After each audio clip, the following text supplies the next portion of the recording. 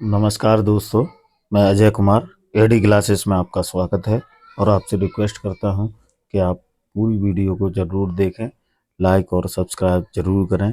और आपसे माफ़ी भी चाहता हूं कि मेरी ये वीडियो बनाते समय बैकग्राउंड में कुछ आवाज़ें आ सकती हैं, तो माफ़ करना दोस्तों। मैं अभी सीख नहीं पाया हूं, पर मैं निरंतर कोशिश कर रहा हूं कि आपको अच्छे से अच्छा कंटेंट और अच्छे से अच्छी वीडियो बना के प्रोवाइड की जाए।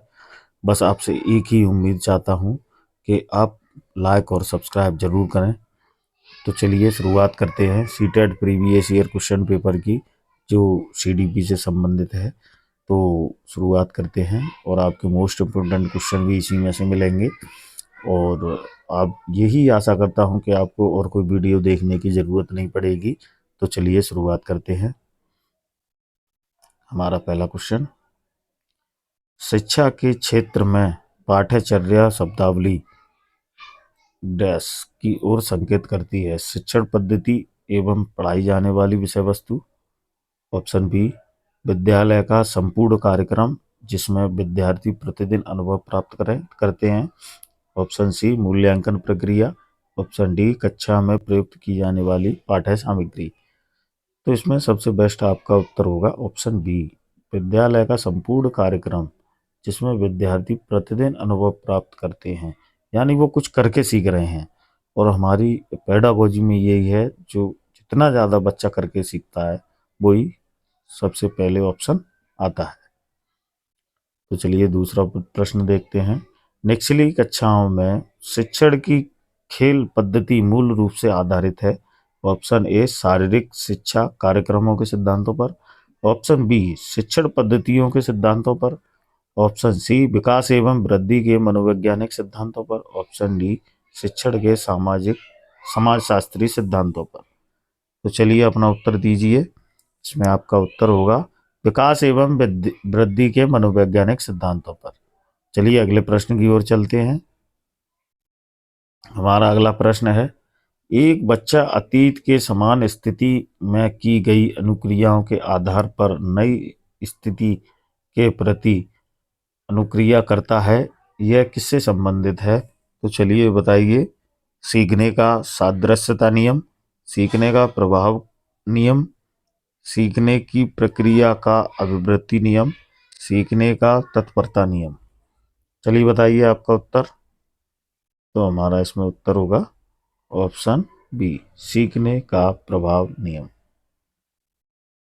चलिए अब अगला प्रश्न देखते हैं। डिसलेक्सिया किससे संबंधित है? मानसिक विकार से, गणितीय विकार से, पठन विकार से, व्यवहार संबंधी विकार से। तो इससे संबंधित मैं आपको कुछ टॉपिक बताना चाहूँगा। तो देखिए, ये कुछ अधिगम संबंधी विकार हैं, तो कृपया करके इनको ध्यान से देखिए। डिसलेक्सिया, पढ़ने से संबंधित कठिनाई या विकार। इसमें बच्चा ठीक से पढ़ नहीं पाता है, तालमेल नहीं बैठा पाता है, शब्द को पूर्ण रूप से समझ नहीं पाता है, ये उसके अंदर कठिनाई होती है। चलिए अगली कठिनाई देखते हैं। डिस्ग्राफिया, इसको याद करने में आपको काफ़ी आसानी होगी। जब कोई ग्राफ बनाता है, तो यानी लिख के ही अपना पेन चला के बनाता है, तो इससे हो जाएगा लिखने से संबंधित कठिनाई। चलिए अगला टॉपिक देखते हैं। डिसकैलकुलिया। अब देखिए, ये डिसकैलकुलिया है। कैलकुलिया मतलब कैलकुलेटर, ठीक है जी। तो जब कैलकुलेटर होता है, तो कैलकुलेटर में क्या करते हैं? ऐड करते हैं, डिवाइड करते हैं, सब्सट्रैक्शन करते हैं, ये सारी चीज़ें करते हैं। तो ये गणितीय गणना होती है। तो इसमें बच्चा गणितीय गणना से संबंधित समस्या या विकार होता है, इससे ग्रसित होता है। चलिए अगला देखते हैं। ये है डिस्मोर्फिया। ये भ्रम वाली स्थिति हो जाती है। जी बिल्कुल, ये भ्रम वाली स्थिति हो जाती है। अब इसको याद करने का आपका सबसे बेस्ट टॉपिक होगा कि मोर है, मोरफिया है ना, तो ये मोर है। और बच्चा भ्रम में फंस जाता है कि ये मोर है कि मोरनी है, ठीक है। तो इस तरीके से आपको याद रह सकता है भ्रम वाली स्थिति। तो चलिए एक आपका है,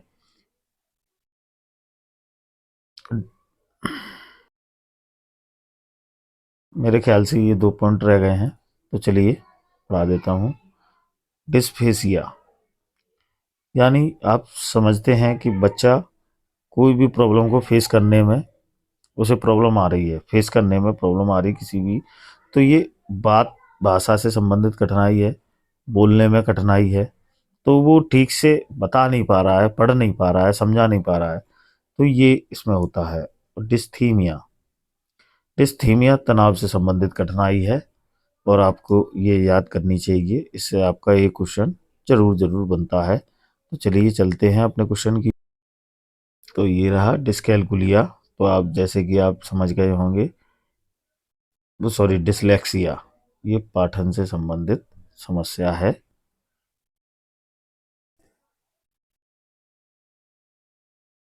चलिए आगे चलते हैं अपने प्रश्न की ओर।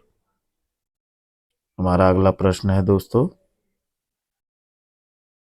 विशेष आवश्यकता वाले बच्चों को शिक्षा उपलब्ध करानी चाहिए। ऑप्शन ए अन्य सामान्य बच्चों के साथ, ऑप्शन बी विशेष विद्यालय में विशेष बच्चों के लिए विकसित पद्धतियों द्वारा, विशेष विद्यालयों में विशेष शिक्षकों द्वारा। तो चलिए बताइए आपका उत्तर क्या होगा। आपका उत्तर होगा अन्य सामान्य बच्चों के साथ, क्योंकि अब देखिए बी वाला आप ऑप्शन देख सकते हैं, विशेष विद्यालयों में विशेष बच्चों के लिए विकसित पद्धति वाला, ये नहीं होगा। विशेष विद्यालयों में, विशेष विद्यालयों में अगर स्पेशल चाइल्ड जाएगा तो वो इंटरेक्ट नहीं कर पाएगा समाज के साथ, समाज के साथ घुल मिल नहीं पाएगा, और ये अन्य सामान्य बच्चों के साथ रहेगा तो समाज के साथ घुल लेगा और उसे अपने अंदर कोई कमी महसूस नहीं होगी। और ये सारे ऑप्शन हैं, ये सारे उसको निगलेक्ट कराने वाले ऑप्शन हैं, विशेष विद्यालय में विशेष शिक्षकों द्वारा नहीं होगा। तो चलिए अगला प्रश्न देखते हैं। हमारा अगला प्रश्न, आकलन को उपयोगी और रोचक प्रक्रिया बनाने के लिए खाली स्थान के प्रति सचेत होना चाहिए। तो चलिए ऑप्शन पढ़ते हैं। ऑप्शन ए अलग अलग विद्यालयों में तुलना करना, नहीं होगा। विद्यार्थियों को बुद्धिमान या औसत शिक्षार्थी की उपाधि देना। ऑप्शन सी शैक्षिक और शैक्षिक क्षेत्र में विद्यार्थियों के लिए सीखने के बारे में जानकारी प्राप्त करने के लिए विविध तरीके का प्रयोग करना। प्रतिपुष्टि फीडबैक देने के लिए तकनीकी भाषा का प्रयोग करना। तो चलिए बताइए, इसमें आपका ऑप्शन होगा विद्यार्थी को बुद्धिमान और औसत शिक्षार्थी की उपाधि देना। चलिए अगले प्रश्न की ओर चलते। तो चलिए देखिए दोस्तों, हमारा अगला प्रश्न, खाली स्थान प्रतिभाशाली होने के संकेत नहीं है। आपको इसमें नेगेटिव ऑप्शन देखना है, नहीं, ठीक है। सृजनात्मक विचार, दूसरों के साथ झगड़ना, अभिव्यक्ति में नवीनता और जिज्ञासा। तो नहीं वाला हमको देखना है, एक बार फिर से देखिए। नहीं वाला जो नहीं है, सृजनात्मकता हो सकता है, अभिव्यक्ति में नवीनता हो सकता है, जिज्ञासा होता, लेकिन झगड़ना नहीं हो सकता दोस्तों। तो यही हमारा सही हो जाएगा। चलिए अगले प्रश्न की ओर चलते हैं।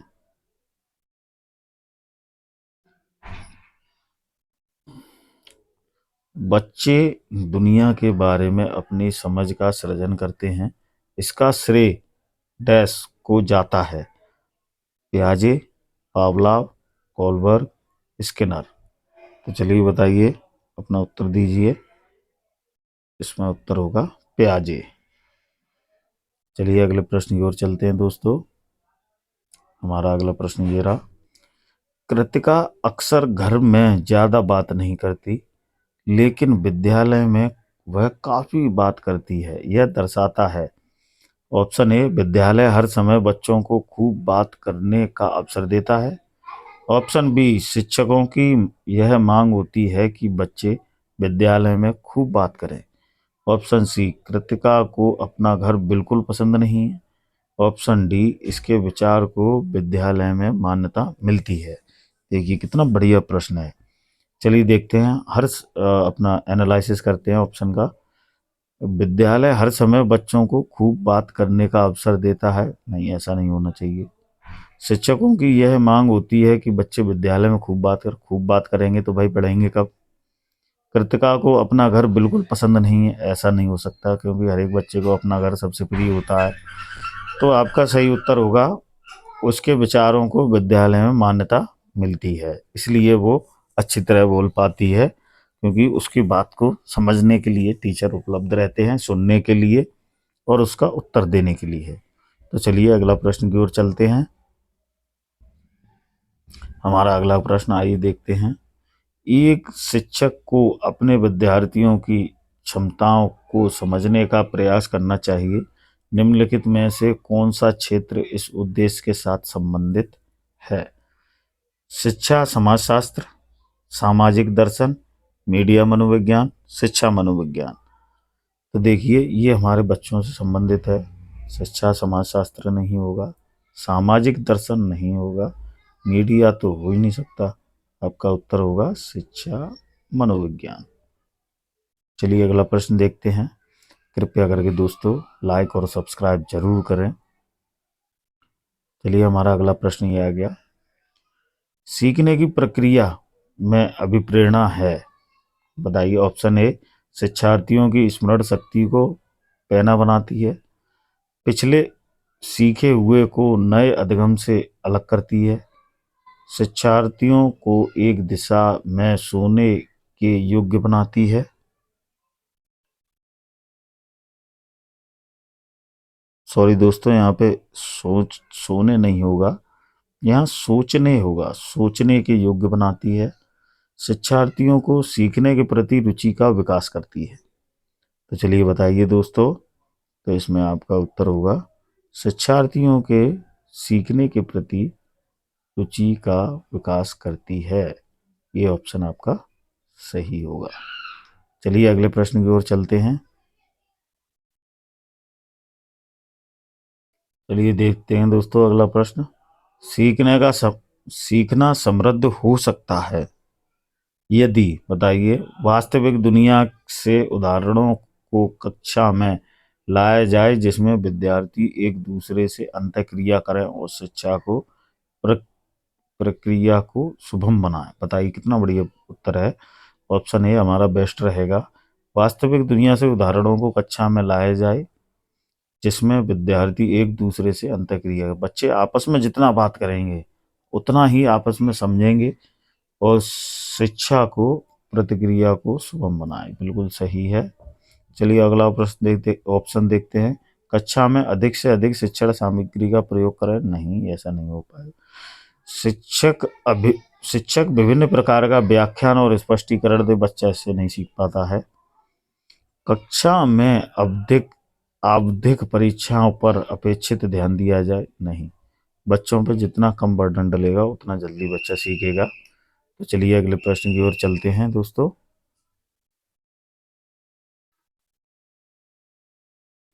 निम्न में से कौन से कथन को सीखने की प्रक्रिया की विशेषता नहीं मानना चाहिए? चलिए देखते हैं। शैक्षिक संस्थान ही एकमात्र स्थान है जहां अधिगम प्राप्त होता है। सीखना एक व्यापक प्रक्रिया है। सीखना लक्ष्य उन्मुखी होता है। अन्य अधिगम भी सीखने की प्रक्रिया से संबंधित है। तो चलिए बताइए, हमारा सबसे बेहतरीन ऑप्शन होगा ए वाला। शैक्षिक संस्थान ही एकमात्र स्थान है जहां अधिगम प्राप्त होता है। ये जो पूछा है हमको नेगेटिव, तो ये हमारा नेगेटिव है, क्योंकि बच्चा कहीं से भी कुछ भी सीख सकता है, बशर्ते उसको मौका मिलना चाहिए। तो चलिए अपना अगले प्रश्न की ओर चलते हैं दोस्तों। हमारा अगला प्रश्न ये रहा। 5वीं कक्षा के दृष्टिबाधित विद्यार्थी, तो ऑप्शन पढ़ते हैं। ए को निचले स्तर के कार्य करने की छूट मिलती है। ऑप्शन बी को माता पिता और मित्रों द्वारा दैनिक कार्यों को करने में सहायता की जानी चाहिए। ऑप्शन सी के साथ कक्षा में सामान्य रूप से व्यवहार किया जाना चाहिए और श्रव्य सीडी के माध्यम से सहायता उपलब्ध करानी चाहिए। ऑप्शन डी के साथ कक्षा में विशेष व्यवहार किया जाना चाहिए। तो चलिए अपना उत्तर बिल्कुल शेयर करेंगे। तो इसमें होगा ऑप्शन सी, के साथ सामान्य रूप से व्यवहार किया जाना चाहिए और श्रव्य सीडी माध्यम से सहायता उपलब्ध करानी चाहिए। चलिए दोस्तों अगले प्रश्न की ओर।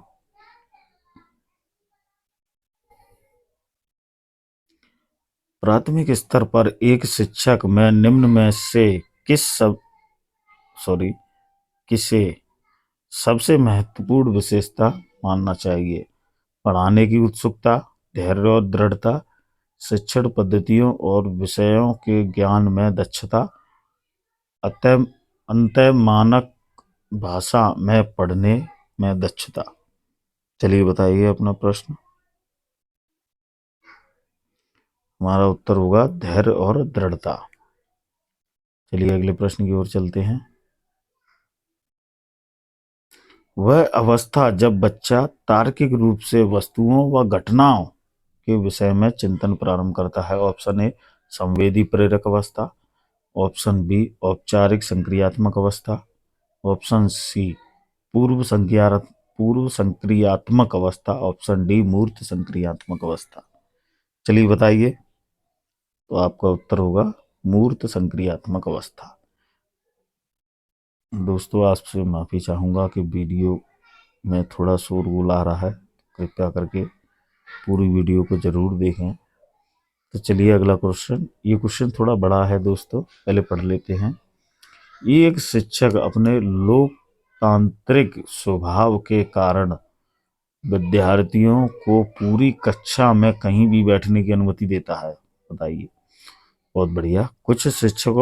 कुछ शिक्षार्थी एक साथ बैठते हैं और चर्चा करते हैं, यह सामूहिक पाठन करते हैं। ठीक है। कुछ चुपचाप बैठकर अपने आप पढ़ते हैं, एक अभिभावक को यह पसंद नहीं आता। इस स्थिति में निपटने का निम्नलिखित में से कौन सा तरीका सबसे बेहतर है? तो चलिए दोस्तों ऑप्शन देखते हैं। हमारा ऑप्शन है ए, अभिभावक को प्रधानाचार्य से शिक्षक की शिकायत करनी चाहिए। नहीं, इससे कुछ नहीं होगा। आइए ऑप्शन बी की ओर। अभिभावक को प्रधानाचार्य से अनुरोध करना चाहिए कि वह उसके बच्चे का अनुभाग बदल दें। ये भी ठीक नहीं लग रहा। चलिए ऑप्शन सी की ओर। अभिभावक को शिक्षक पर विश्वास व्यक्त करना चाहिए और शिक्षक के साथ समस्या पर चर्चा करनी चाहिए। ये कहीं तक ठीक लग रहा है। तो चलिए अपना ऑप्शन डी भी देखते हैं। अभिभावक को उस विद्यालय से अपने बच्चे को निकाल लेना चाहिए। नहीं, ये भी गलत है और बी भी गलत है, ए भी गलत है। आपका सी वाला उचित है और यही ऑप्शन सही है। चलिए अगले प्रश्न की ओर चलते हैं दोस्तों। अगला प्रश्न है, सीखने के अंतर्दृष्टि सिद्धांत को किसने बढ़ावा दिया है? गेस्टाल्ट सिद्धांतवादी, पावलाव, जीन पियाजे, वाइगोत्स्की। बताइए दोस्तों। तो उसमें सही उत्तर होगा गेस्टाल्ट सिद्धांतवादी। चलिए अगले प्रश्न की ओर चलते हैं दोस्तों। बच्चों के बौद्धिक विकास की 4 विशिष्ट अवस्थाओं की पहचान की गई है। तो चलिए ऑप्शन देखते हैं। Option A Kohlberg, option B Erikson, option C Skinner, option D पियाजे। तो चलिए अपना सही उत्तर बताइए। 4 विशिष्ट अवस्थाओं, ये ऑप्शन डी पियाजे ने दी है। तो चलिए अगले प्रश्न की ओर चलते हैं। हमारा अगला प्रश्न है, निम्नलिखित में से किस अवस्था में बच्चे अपने समवयस्क समूह के सक्रिय सदस्य हो जाते हैं?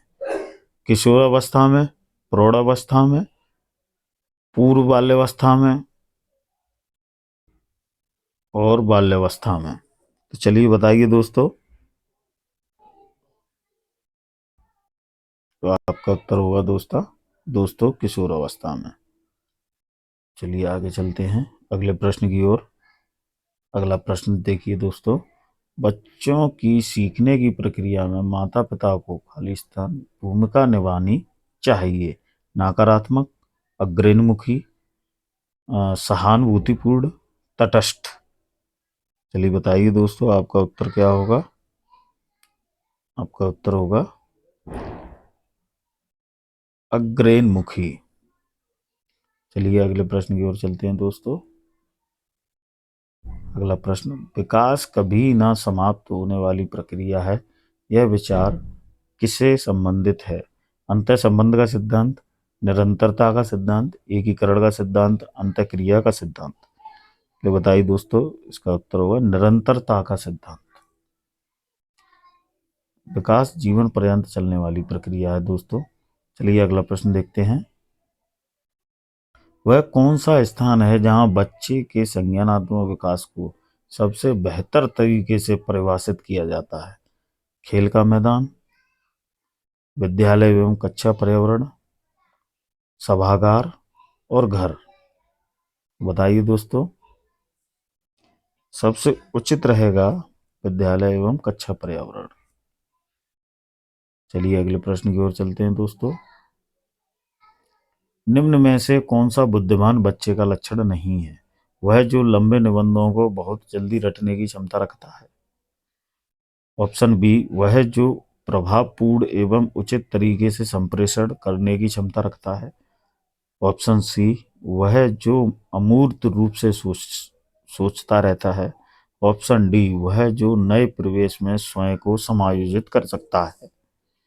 तो चलिए बताइए दोस्तों, जो पूछा है हमसे नेगेटिव, तो हम नेगेटिव इसमें ढूंढेंगे। नेगेटिव होगा ऑप्शन ए, वह जो लंबे निबंधों को बहुत जल्द रटने की क्षमता रखता है। इसमें रटना अगर शब्द आ गया तो समझ लिए ये नेगेटिव है और ये हमारा गलत आंसर है। तो इस तरीके से नेगेटिव का भाई नेगेटिव हो जाएगा।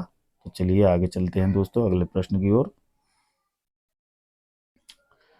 खाली स्थान को एक अभिप्रेरित शिक्षक का संकेतक माना जाता है। ऑप्शन ए, कक्षा में अधिकतम उपस्थिति। ऑप्शन बी, शिक्षक द्वारा दिया गया उपचारात्मक कार्य। ऑप्शन सी, विद्यार्थियों द्वारा प्रश्न पूछना। ऑप्शन डी, कक्षा में एकदम खामोशी। इसका मेरे ख्याल से आप लोगों को उत्तर आ गया होगा और इसका उत्तर है ऑप्शन सी, विद्यार्थियों द्वारा प्रश्न पूछना। क्योंकि विद्यार्थी जितना पूछेगा उतना ही सीखेगा, उतना ही तर्क होगा। इस तरीके से बहुत जल्दी बच्चा सीखता है। तो चलिए अगले प्रश्न की ओर चलते हैं दोस्तों। निम्न में से कौन सा बच्चों की सामाजिक मनोवैज्ञानिक अवस्थाओं के साथ संबंध नहीं है? नहीं है, इस पे पहले गौर करेंगे। चलिए देखते हैं। ऑप्शन ए, सामाजिक अनुमोदन अवस्था, सराहना की अवस्था आवश्यकता, संवेगात्मक सुरक्षा की आवश्यकता, शरीर से स्पष्ट पदार्थ का, सॉरी एक सेकेंड, चलिए मैं दोबारा से ऑप्शन पढ़ देता हूं दोस्तों। चलिए देखिए, ऑप्शन ए, सामाजिक अनुमोदन अथवा सराहना की आवश्यकता, संवेगात्मक सुरक्षा की आवश्यकता। ऑप्शन सी, शारीरिक से शरीर से अपशिष्ट पदार्थों का नियमित रूप से बाहर निकालना। ऑप्शन डी, सन्निधिज्ञ यानी संगति की आवश्यकता। तो बताइए, इसमें आपका ऑप्शन होगा सी, शरीर से अपशिष्ट पदार्थ का नियमित रूप से बाहर निकलना। चलिए अगले प्रश्न की ओर चलते हैं दोस्तों। मन का मानचित्र संबंधित है बोध, समझ बढ़ाने की तकनीक से, साहसिक कार्यों की क्रिया योजना से, मन का चित्र बनाने से, मन की क्रियाशीलता से। तो चलिए दोस्तों बताइए उत्तर। इसका उत्तर होगा डी। दोस्तों आप लोगों से रिक्वेस्ट करता हूं कि आपने पूरी वीडियो देखी होगी और आपसे अनुरोध करता हूं कृपया करके लाइक और सब्सक्राइब जरूर करें। तो चलिए अपना अंतिम प्रश्न देखते हैं और आशा करता हूं कि आपको इतने प्रश्न किए हैं मैंने जो आपको समझ में आए होंगे। तो चलिए प्रश्न की ओर चलते हैं। विशेष रूप से प्राथमिक स्तर पर विद्यार्थियों की सीखने संबंधी समस्याओं को संबोधित करने का सबसे बेहतर तरीका है। ऑप्शन ए, अक्षमता के अनुरूप विभिन्न शिक्षण पद्धतियों का प्रयोग करना। ऑप्शन बी, महंगी और चमकदार सहायक सामग्रियों का प्रयोग करना। ऑप्शन सी, सरल और रोचक सहायक सामग्री का प्रयोग करना। ऑप्शन डी, कहानी कथन पद्धति का प्रयोग करना। तो इसमें आपका उत्तर होगा ऑप्शन ए, क्षमता के अनुरूप विभिन्न शिक्षण पद्धतियों का प्रयोग करना। दोस्तों, कृपया करके लाइक और सब्सक्राइब जरूर करें। आपके सहयोग की काफ़ी ज़रूरत है, बहुत ज़रूरत है। तो चलिए, आज के लिए इतना ही। बहुत बहुत धन्यवाद दोस्तों मेरी वीडियो देखने के लिए।